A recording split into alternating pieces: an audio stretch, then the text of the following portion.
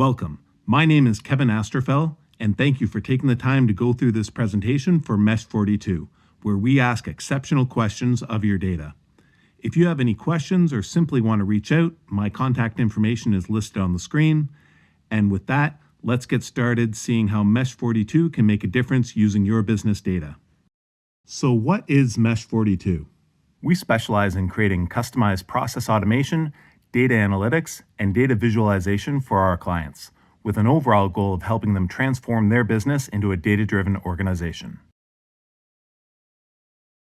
Organizations are investing trillions to become more data-driven.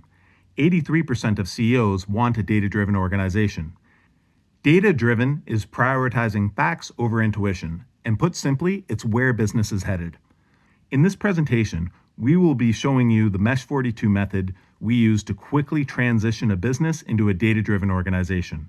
This resulted in a $4 million net profit increase from the previous year. We will also go through this method step by step with real numbers to show you an example of us finding hundreds of thousands in savings hidden within the data. It's not an anomaly for businesses to substantially benefit from this transition.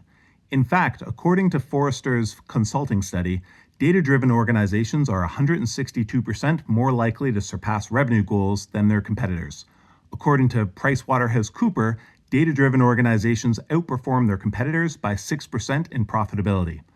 Ongoing challenges and economic downturns are widening the gap between the leaders and the laggards. Those who are actively embedding data and analytics into the fabric of their company culture, and those who are hesitant to invest in the programs and the technology that'll help them get there. Data-driven organizations pivot when necessary, innovate constantly, and refine consistently, giving them a distinct competitive advantage in times of both stability and change. Despite this, intuition continues to play a major part in how most business decisions are made today. If intuition is still part of how you're running your $1 million plus business, I would like to invite you to watch the rest of this presentation to see whether Mesh42 and your business are a right fit to work together. Only 27% report that they have created a data-driven organization. Despite high praise and determination, businesses are still struggling to make this transition happen. As a result, businesses have created and are increasingly hiring senior executives for addressing data and seeking out companies like Mesh42. 74% of responding Fortune 1000 companies are appointing chief data and analytics officers, up from just 12% in 2012. This new senior executive role embodies many of the same qualities Mesh42 brings to our clients' companies. Forbes describes this new position as a combination of critical thinking, business acumen, and a solid understanding of problem solving and decision making using data, and the ability to work with formally trained data professionals. Harvard Business Review says that this trend reflects a recognition that data is an important business asset that is worthy of management by a senior executive. We believe in creating a better future, optimize tomorrow, and growing the next generation of data experts.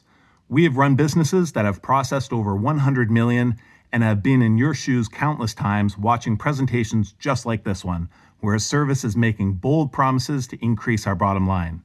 In an age of such abundant innovation, almost anything is technically possible, making it hard to sort through which is a great opportunity and who might be just blowing smoke. The truth is, let's be honest, you're often just guessing and hoping for the best when you choose who you work with. At Mesh42, we approach things differently. We aim to understand your unique business first before making any long-term guarantees about what we'll do for you. The relationship starts by completing an understand your business stage, where we do a deep dive throughout your data. Our goal is to find quick value and immediate use cases to show you substantial benefit right away. During this initial stage, we find out about your business, get inputs from across your organization, understand roles and responsibilities, and clarify what success looks like to you. At the end of this first stage, we provide you a custom opportunities roadmap for your business. This roadmap includes descriptions, prices, and timelines for all the various solutions your business needs for being on the path to become data-driven. We do this with every intention of becoming trusted advisors and part of your company's future. We're confident that this initial process will result in you wanting to complete building out the roadmap together.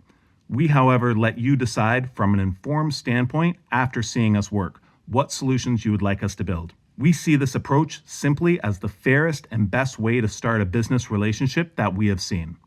After we agree on what items to build on the roadmap, we go through a step-by-step worksheet that will guide us through the key decision points. Put simply, this is a quick process out the gate to address many of the questions we're likely to face as we're building. This includes governance so that the right people have access to the right data. Once we have a clear vision, it's time to get to work building out the solution you have chosen. We are here to support the solutions we build and update the roadmap with new proposed solutions. We recommend developing technologies that are integrated into reporting, which can then be monitored to make sure everything is operating as it should. We can train your team to monitor or offer cost-effective management from our end. 87% of CXOs surveyed prioritize becoming an intelligent enterprise. 74% of executives and managers surveyed require data in decision-making. We will now go through Mesh42's method for transitioning a business into a data-driven organization. These are the 7 steps which, when followed, resulted in a $4 million net profit increase from the previous year. The first 4 steps have to do with data analytics, while the last 3 have to do with establishing a data culture. This method is meant to be repeated multiple times to address multiple different parts of the business.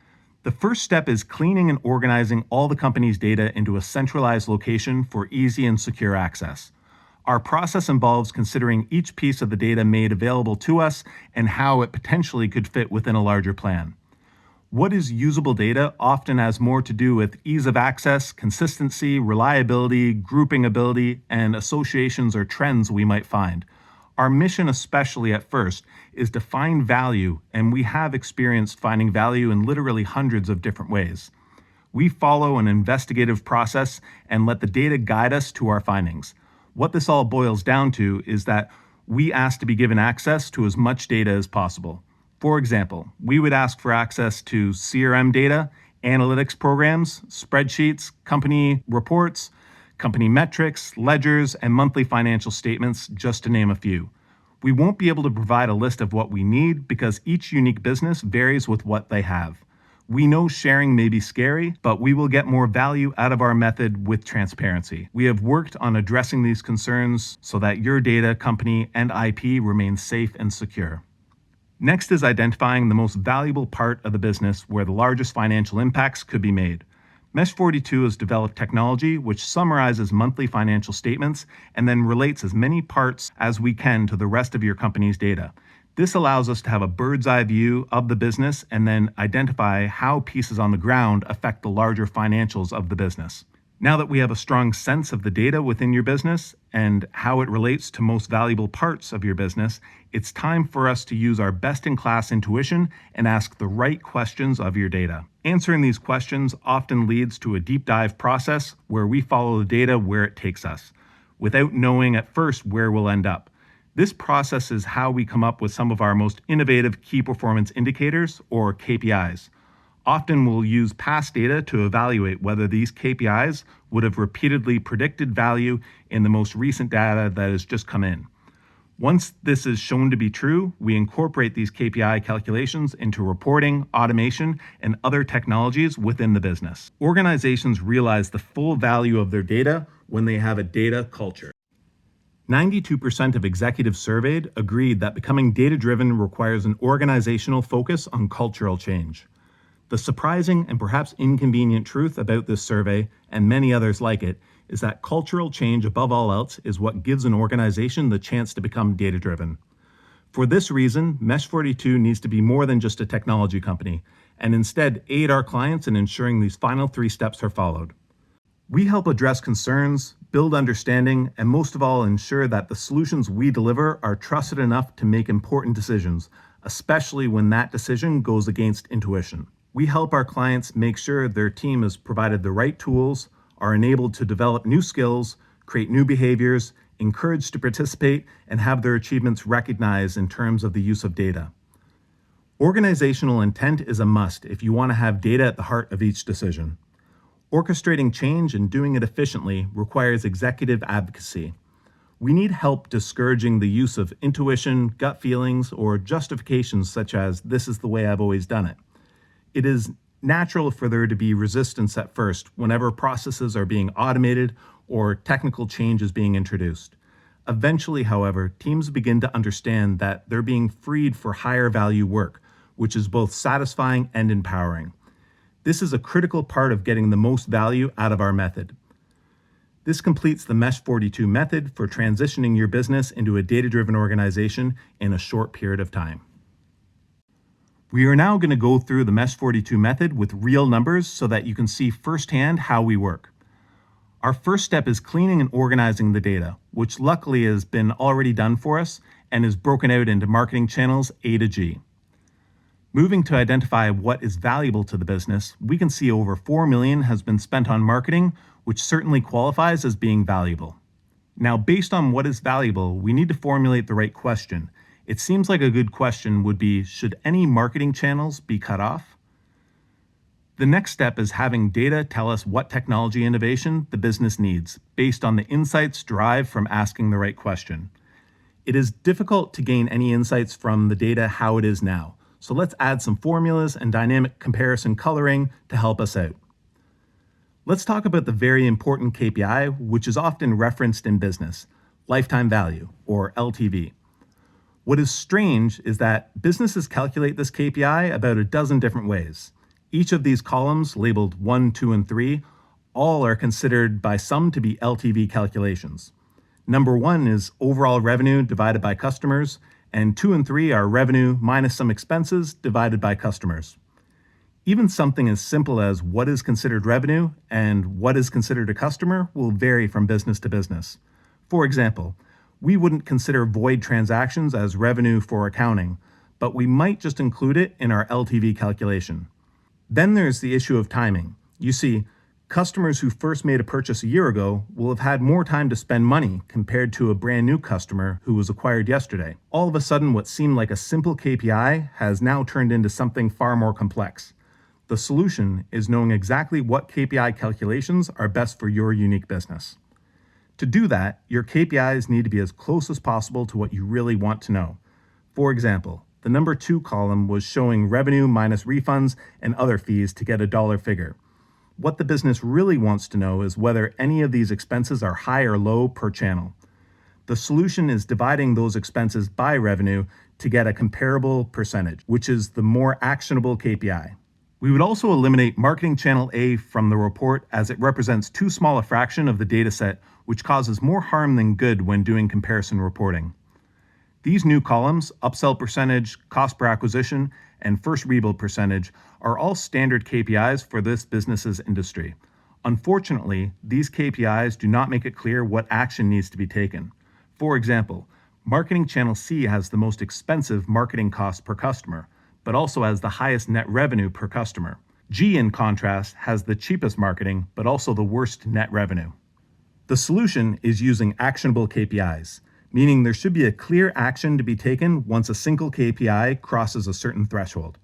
We have now created a KPI of net revenue per marketing dollar spent, essentially evaluating our marketing dollars from a return on investment perspective.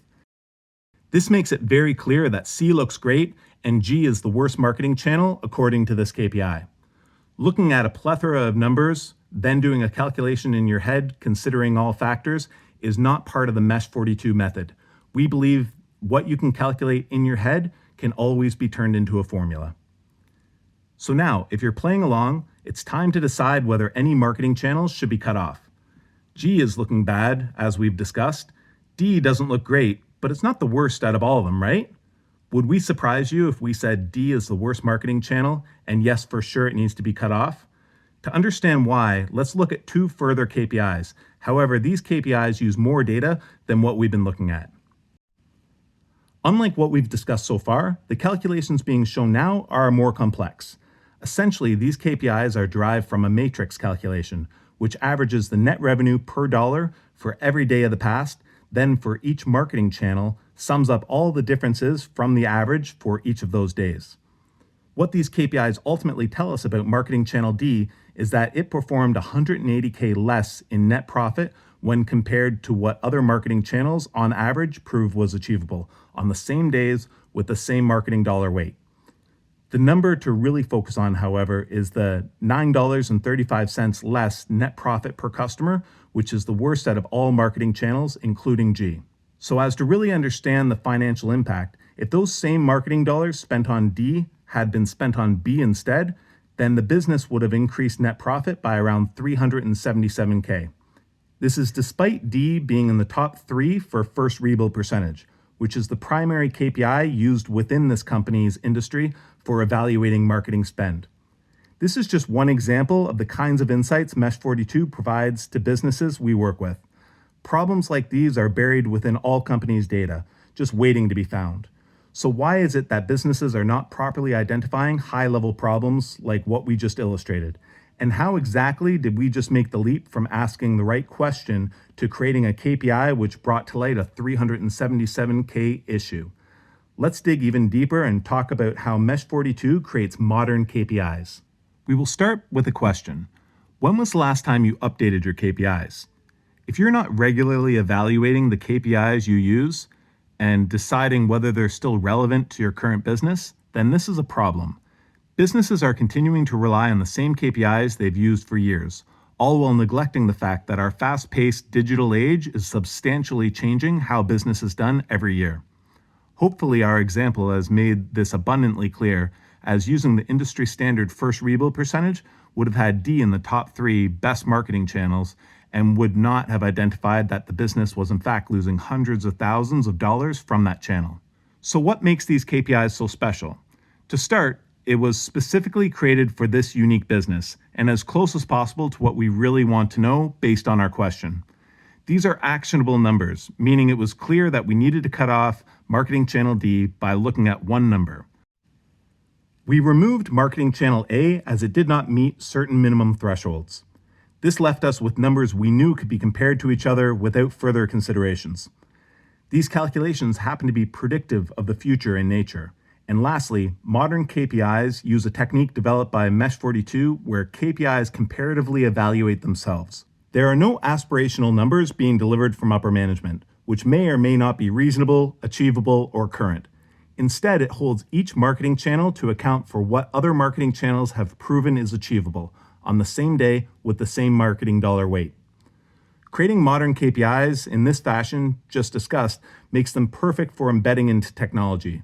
For example, in this case, we would integrate these modern KPI calculations into the business's website so that it could automatically and in real time discourage non-competitive marketing channels. This puts continuous upward pressure towards directing marketing dollars to higher performing channels.